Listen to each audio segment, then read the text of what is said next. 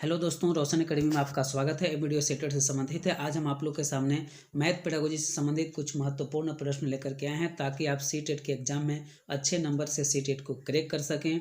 तो गाइज चलिए आज बात करते हैं एनसीएफ 2005 से संबंधित जो भी आपका महत्वपूर्ण प्रश्न पूछे जाते हैं उससे संबंधित हम सभी प्रश्नों को चर्चा करेंगे।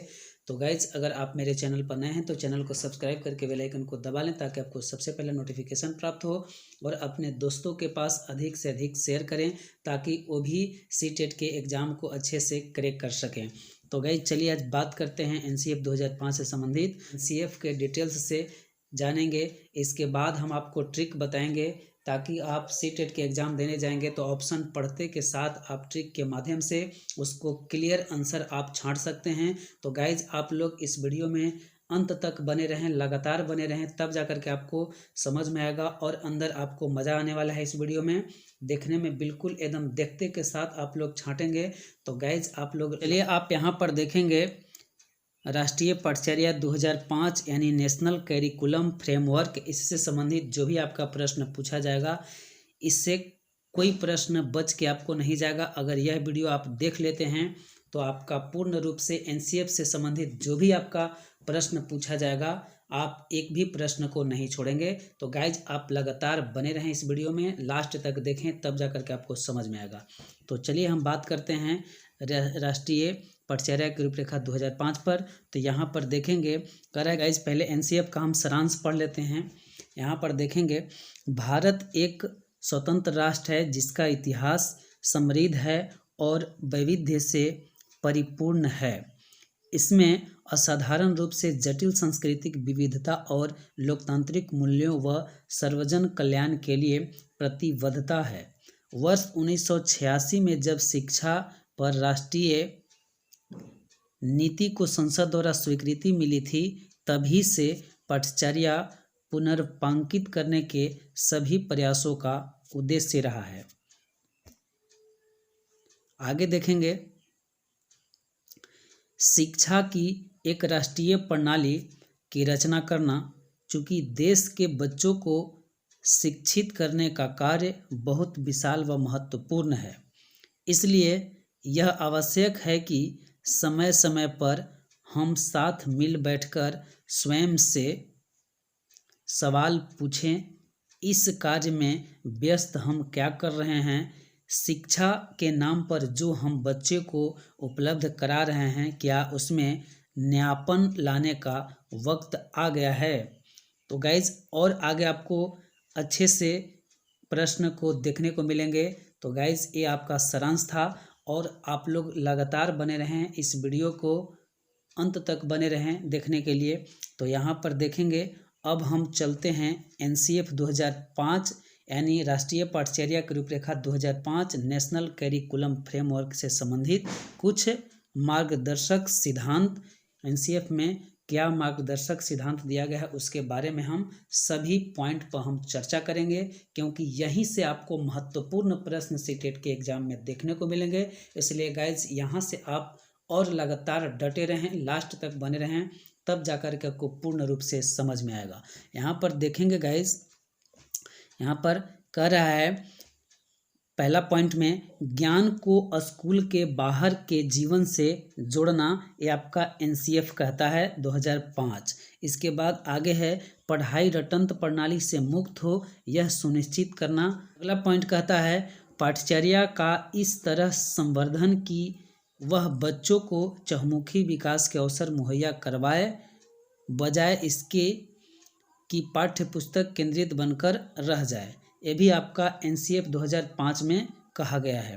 फिर आगे है अगला पॉइंट कहता है कि परीक्षा को अपेक्षाकृत अधिक लचीला बनाना और कक्षा की गतिविधियों से जोड़ना। आप लोग गाइज लगातार बने रहें तब जाकर के आपको समझ में आएगा, क्योंकि आगे हम ट्रिक्स बताने वाले हैं कुछ किस तरह से हम एनसीएफ 2005 को देखते के साथ प्रश्नों को हम हल करेंगे, उसको भी हम बताएंगे। आप लोग लास्ट तक बने रहें। यहाँ देखेंगे गाइज अगला पॉइंट कहता है एक ऐसी अधिभावी पहचान का विकास जिसमें प्रजातांत्रिक राज्य व्यवस्था के अंतर्गत राष्ट्रीय चिंताएं समाहित हो। तो गाइज़ अगर आप मेरे चैनल पर नए हैं तो चैनल को सब्सक्राइब करके बेल आइकन को दबा लेंगे। तो चलिए गाइज़ आगे देखते हैं आगे क्या है। आगे हम देखेंगे कुछ अन्य महत्वपूर्ण तथ्य से संबंधित हम जो एनसीएफ का कुछ अन्य महत्वपूर्ण तथ्य है उस पर हम चर्चा करेंगे जो बच्चों में लिखना है। तो यहाँ पर देखेंगे पहला पॉइंट क्या कहता है। पहला पॉइंट कहता है कि सभी बच्चे स्वभाव से ही सीखने के लिए प्रेरित रहते हैं। क्या होते हैं? सभी बच्चे स्वभाव से सीखने के लिए प्रेरित रहते हैं और उनमें सीखने की क्षमता होती है। अगला पॉइंट देखेंगे, कह रहा है कि अर्थ निकालना, अमूर्त सोच की क्षमता विकसित करना, इसके बाद विवेचन करना व कार्य अधिगम की प्रक्रिया के सर्वाधिक महत्वपूर्ण पहलू हैं। तो आगे देखेंगे गाइस, अगला पॉइंट कह रहा है बच्चे व्यक्तिगत स्तर पर एवं दूसरे से विभिन्न प्रकार से सीखते हैं, अनुभव के माध्यम से सीखते हैं, स्वयं चीज़ें करने व स्वयं बनाने से, प्रयोग से, पढ़ने से, विमर्श करने से, पूछने सुनने पर सोचने व मनन करने से तथा गतिविधि या लेखन के लिए अभिव्यक्त करने से अपने विकास के मार्ग में उन्हें इन सभी तरह के अवसर मिलने चाहिए। तो गाइज आप लोग पूरी तरह से समझ रहे होंगे, हमको पूर्ण विश्वास है आप लास्ट तक बने रहें गाइज। इससे संबंधित बहुत मेहनत करके आपको एक बना करके दिया जा रहा है सीटेट के एग्ज़ाम को देखते हुए, इसलिए गाइज आपको बिल्कुल एकदम पॉइंट निचोड़ मलाई दिया जा रहा है ताकि आप एनसीएफ से जो भी प्रश्न आएगा आप चुटकियों में हल करेंगे गाइज, इसलिए आप लोग लास्ट तक बने रहें। यहाँ अगला पॉइंट देखेंगे गाइज, कह रहा है बच्चे मानसिक रूप से तैयार हो।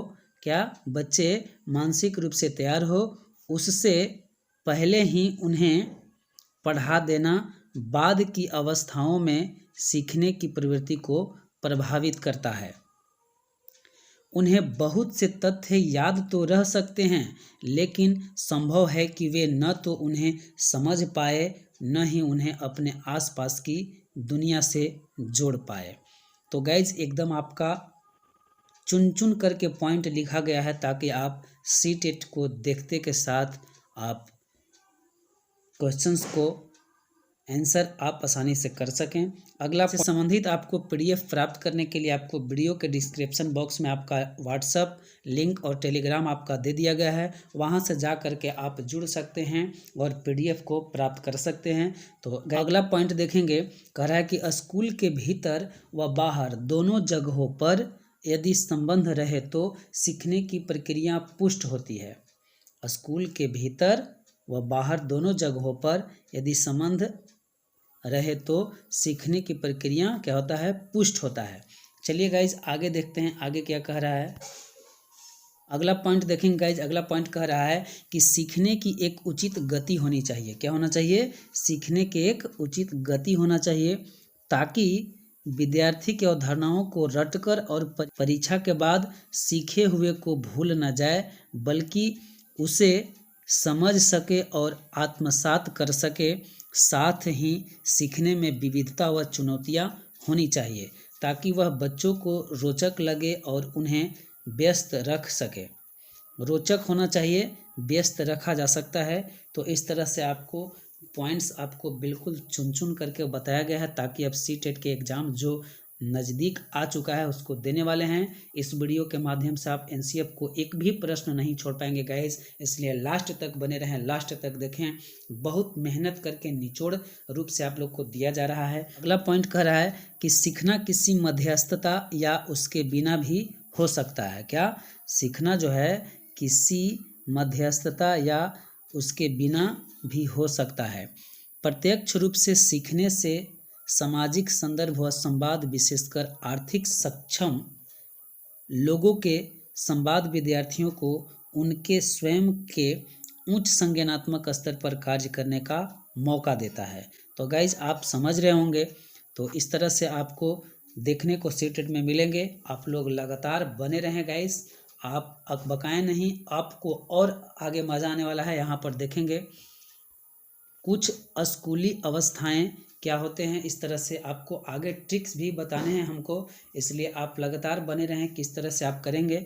यहाँ पर देखेंगे गाइस, अगला कह रहा है स्कूली अवस्थाएं में पहला पॉइंट है बहुभाषिकता कक्षा में एक महत्वपूर्ण संसाधन के रूप में कार्य करता है। अगर ऑप्शन में आपको बहुभाषिकता दिया हुआ रहे तो यह क्या होता है, महत्वपूर्ण संसाधन के रूप में कार्य करता है। चलिए आगे देखते हैं अगला पॉइंट क्या है। अगला पॉइंट है द्विभाषी या बहुभाषिकता संज्ञानात्मक बुद्धि, चिंतन, सामाजिक सहिष्णुता और बौद्धिक उपलब्धियों के स्तर को बढ़ाती है। द्विभाषिक या बहुभाषिकता क्या करता है, संज्ञानात्मक बुद्धि और चिंतन, सामाजिक सहिष्णुता और बौद्धिक उपलब्धियों के स्तर को बढ़ाती है। चलिए अगला पॉइंट देखेंगे गाइज, अगला पॉइंट क्या कहता है। अगला पॉइंट है भाषाई अल्पसंख्यक वर्गों के बच्चों की प्राथमिक स्तर पर शिक्षा व्यवस्था उनकी मातृभाषा में करना उनके संज्ञानात्मक विकास के लिए आवश्यक होता है। क्योंकि भाषा जो है वो अल्पसंख्यक वर्गों के बच्चों के लिए ना प्राथमिक स्तर पर शिक्षा व्यवस्था कैसा होना चाहिए, बच्चों के मातृभाषा के अनुकूल होना चाहिए ना, उनके संज्ञानात्मक विकास के लिए आवश्यक है। क्योंकि बच्चा का अगर मातृभाषा में अल्पसंख्यक वर्ग के जो भी बच्चे होते हैं वो प्राथमिक स्तर पर बच्चे को उनकी मातृभाषा में शिक्षा देनी चाहिए, उनकी मातृभाषा के भाषाई आधार पर शिक्षा देना चाहिए ताकि संज्ञानात्मक विकास में उनका आवश्यक रूप से विस्तृत हो सके, संज्ञानात्मक विकास में बढ़ोतरी होती है। चलिए आगे देखते हैं गाइज, आगे क्या है। अगला पॉइंट देखेंगे यहाँ पे। अगला पॉइंट कह रहा है कि गणित शिक्षण का मुख्य उद्देश्य तार्किक ढंग से सोचने। गणित शिक्षण का मुख्य उद्देश्य क्या है, तार्किक ढंग से सोचने, अमूर्तनों का निर्माण करने तथा संचालित करने की योग्यता का विकास करने से होना चाहिए। गणित के शिक्षण का मुख्य उद्देश्य क्या होना चाहिए, तार्किक ढंग से सोचने, अमूर्तनों का निर्माण करने, अमूर्त रूप से सोच सके, अमूर्त रूप से किसी भी कार्य को कर सके, समझ सके तथा संचालित करने की योग्यता का विकास करने से होना चाहिए।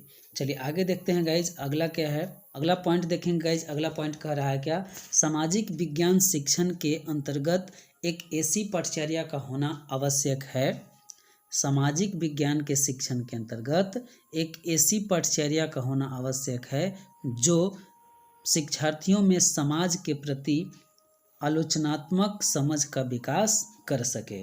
तो चलिए आगे देखते हैं गाइज, आगे क्या कहता है। अगला पॉइंट में कहता है स्वास्थ्य और स्वच्छता पर आधारित, स्वास्थ्य और स्वच्छता पर आधारित शिक्षा का संबंध बच्चों के दैनिक जीवन के व्यवहारिक पहलुओं से संबंधित होना चाहिए। बच्चों के दैनिक जीवन के व्यवहारिक पहलुओं से संबंधित होना चाहिए। चलिए अगला पॉइंट देखते हैं गाइज, अगला पॉइंट क्या कहता है। अगला पॉइंट देखेंगे, अगला पॉइंट कह रहा है कि शिक्षार्थियों के नैतिक विकास हेतु यह आवश्यक है कि उन्हें ऐसी सीख दी जाए। शिक्षार्थियों के नैतिक विकास हेतु यह आवश्यक है कि उन्हें ऐसी सीख दी जाए जिसके माध्यम से वे सही क्या है, गलत क्या है, दया क्या है आदि प्रश्नों के उत्तर खोज सके।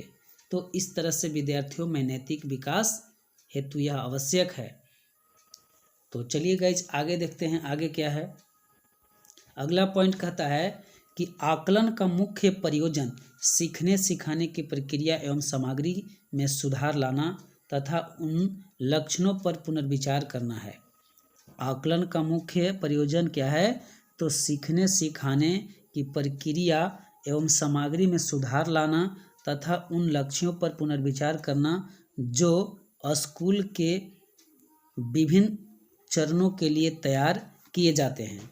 तो चलिए गाइज आगे देखते हैं, अगला क्या है। गाइज कुछ नोट में देख लेते हैं, बिल्कुल इम्पोर्टेंट आपका नोट में कुछ लिखा हुआ है ताकि सीटेट के एग्ज़ाम में अच्छे से आप पकड़ सकें। तो यहाँ पर देखेंगे, कह रहा है कि विद्यालय गणित पठचर्या हर उपस्थिति में होता है।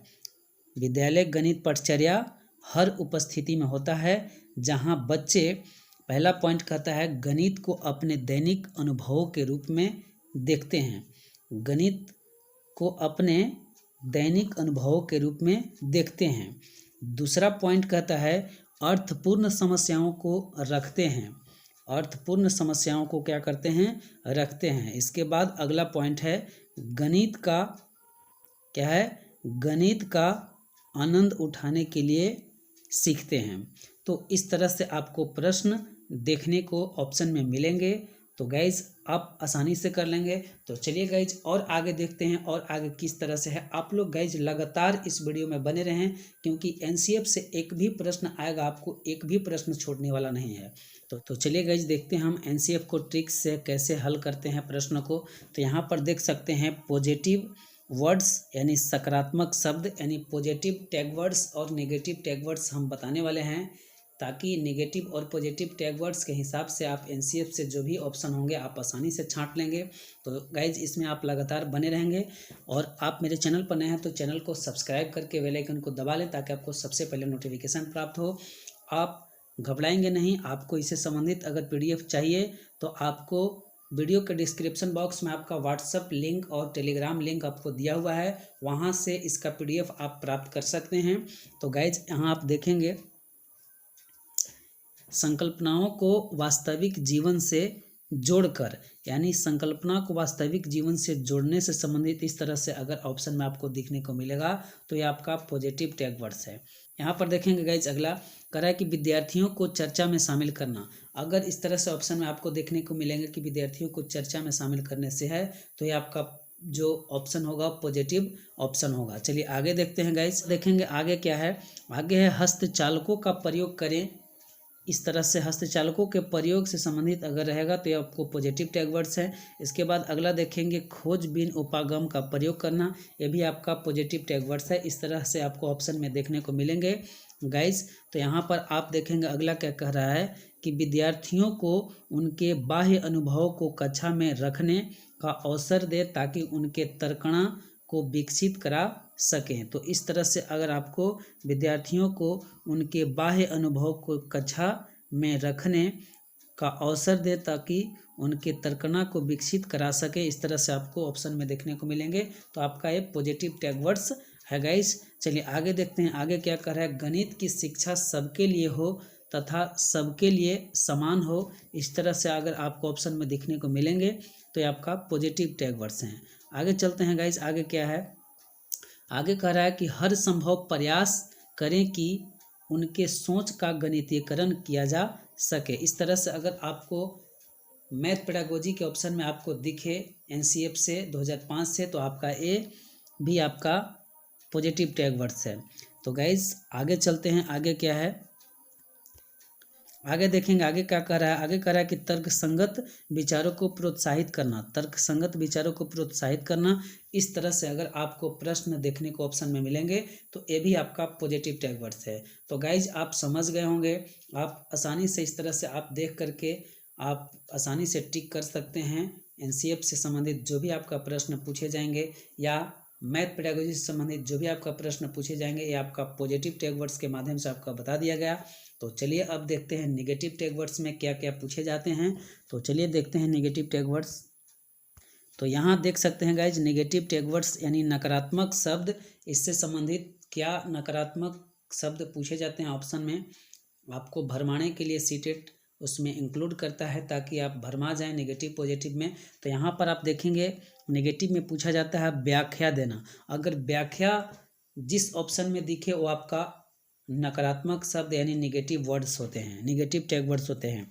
चलिए आगे देखेंगे। आगे है निर्देश उपदेश देना। निर्देश देना या उपदेश देना, इस तरह से आपको ऑप्शन में मिले तो ये आपका नेगेटिव टैग वर्ड्स है। आगे देखेंगे आगे क्या है।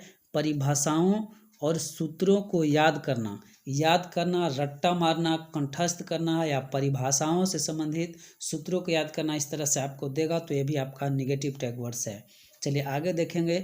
आगे क्या है। आगे बहुत सारे कार्यपत्रक देना, ये भी आपका नेगेटिव टैग वर्ड्स है। बहुत सारे कार्यपत्रक देना, ये भी आपका नेगेटिव टैग वर्ड्स है। आगे देखेंगे। आगे कह रहा है किसी भी प्रकार का भेदभाव न रखें। जैसे धर्म के आधार पर, जाति के आधार पर, लिंग के आधार पर इस तरह से भेदभाव करने की अगर बात कहा जाता है तो ये भी आपका नेगेटिव टैग वर्ड्स है। चलिए गाइज आगे देखते हैं। आगे कह रहा है कि बार बार शांति का वातावरण स्थापित करना, बार बार शांति का वातावरण स्थापित करना, इस तरह का अगर पूछे जाए तो ये भी आपका नेगेटिव टैग वर्ड्स हैं। आगे देखेंगे गाइज, आगे कह रहा है पाठ्यचर्या किताब ज्ञान पर केंद्रित न हो, ये भी आपका नेगेटिव टैग वर्ड्स है। पाठ्यचर्या जो हो किताब ज्ञान पर केंद्रित न हो। चलिए आगे देखते हैं आगे क्या कह रहा है। आगे देखेंगे, आगे कह रहा है कि उच्चतर पढ़ाई की तैयारी करना। अगर उच्चतर पढ़ाई की तैयारी करने के बाद अगर कहा जाता है ऑप्शन में तो वो भी आपका नेगेटिव टैग वर्ड्स है। तो गाइज इस तरह से नेगेटिव और पॉजिटिव टैग वर्ड्स के हिसाब से आप सीटेट के ऑप्शन में छांट सकते हैं। तो गाइज आप आसानी से कर लेंगे। तो चलिए गाइज इससे संबंधित हम कुछ प्रश्न से रूबरू हो लेते हैं कि ताकि किस तरह से सीटेट के एग्ज़ाम में पूछे जाते हैं प्रश्न। तो चलिए हम देखते हैं कि कैसे प्रश्न पूछे जाते हैं।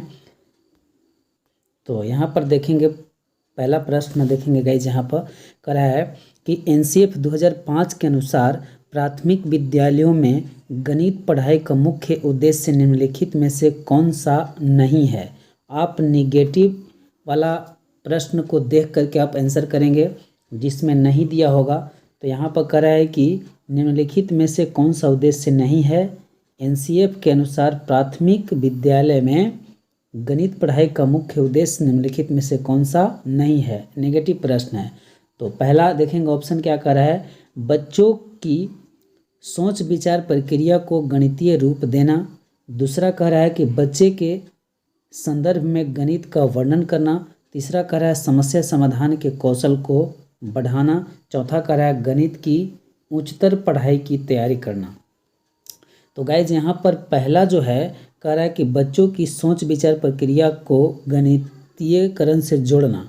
तो ये जो आपका होगा ये तो पॉजिटिव टैग वर्ड्स है, इसलिए आपका ये सही है। ठीक है। दूसरा कह रहा है बच्चों के संदर्भ में गणित का वर्णन करना, ये भी आपका पॉजिटिव है। तीसरा कह रहा है कि समस्या समाधान के कौशल को बढ़ाना, ये भी आपका पॉजिटिव है। लेकिन चौथा जो ऑप्शन कहता है वो आपका निगेटिव है, क्योंकि गणित की उच्चतर पढ़ाई की तैयारी करना, उच्चतर पढ़ाई की तैयारी करवाना, ये निगेटिव टैग वर्ड्स को दर्शाते हैं और आपका प्रश्न भी निगेटिव कह रहा है, इसलिए आपका आंसर चौथा हो जाएगा। चलिए गाइज अगला प्रश्न देखते हैं। अगला प्रश्न क्या कहता है।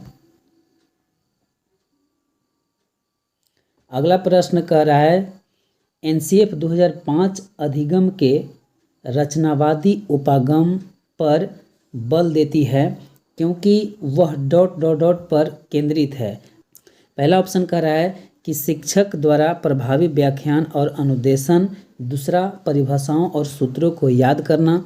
तीसरा नियमित गृह कार्य जमा करना। चौथा गतिविधियों में शामिल करते हुए शिक्षार्थियों की सक्रिय भागीदारिता। तो क्योंकि ये आपका पॉजिटिव ऑप्शन, पॉजिटिव प्रश्न कह रहा है, तो जब पॉजिटिव प्रश्न कह रहा है तो हम पॉजिटिव प्रश्न को ऑप्शन में चुनेंगे। कौन सा पॉजिटिव है, तो पहला कह रहा है कि शिक्षक द्वारा प्रभावी व्याख्या और अनुदेशन। हमने ट्रिक में पहले ही बता चुके कि जिस ऑप्शन में आपको व्याख्या शब्द दिखे, व्याख्या वर्ड दिखे, तो आपका गलत होता है, इसलिए पहला आपका नहीं होगा। दूसरा कह रहा है कि परिभाषा और सूत्रों को याद करना। सबसे पहले दूसरा में तो यहाँ पर परिभाषा दे दिया है, फिर सूत्र को याद करने की बात कहा जा रहा है, तो ये भी आपका नेगेटिव टैग वर्ड्स है, इसलिए आपका ऑप्शन दूसरा भी नहीं होगा। तीसरा कह रहा है कि नियमित गृह कार्य जमा करना, नियमित गृह कार्य जमा करना, तो ये भी आपका नहीं होगा, ये भी आपका गलत होगा कि नियमित रूप से गृह कार्य जमा करना, ये भी आपका नेगेटिव टैग वर्ड्स है। गाइज आपका चौथा ऑप्शन सही होगा, क्योंकि गतिविधियों में शामिल करते हुए शिक्षार्थियों की सक्रिय भागीदारिता, क्या कर रहा है, सक्रिय रूप से गतिविधियों में शामिल करते हुए शिक्षार्थियों की भागीदारिता की बात कर रहा है, इसलिए आपका चौथा ऑप्शन आपका पॉजिटिव टैग वर्ड्स है, तो आपका चौथा आंसर सही होगा। आगे देखते हैं गाइज, आगे क्या है, अगला देखेंगे। अगला कह रहा है कि राष्ट्रीय पाठ्यचर्या रूपरेखा 2005 सिफारिश करता है कि प्राथमिक स्तर पर गणित की शिक्षा का केंद्र होना चाहिए।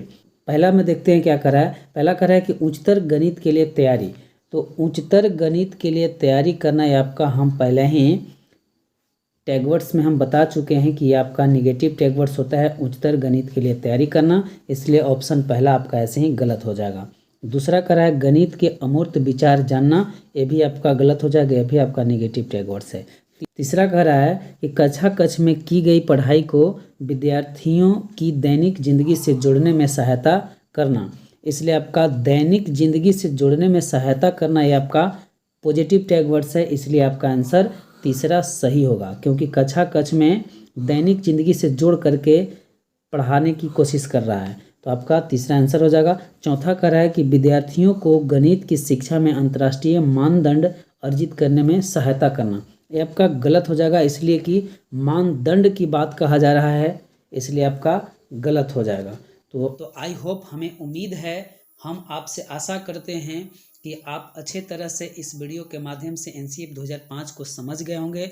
अगर गाइज फिर भी अगर कोई आपको दिक्कत होता है, कोई परेशानी होता है, तो आप कमेंट बॉक्स में लिख सकते हैं, हम आपको रिप्लाई देंगे और उसको फिर से अच्छे तरह से हम समझाने की कोशिश करेंगे।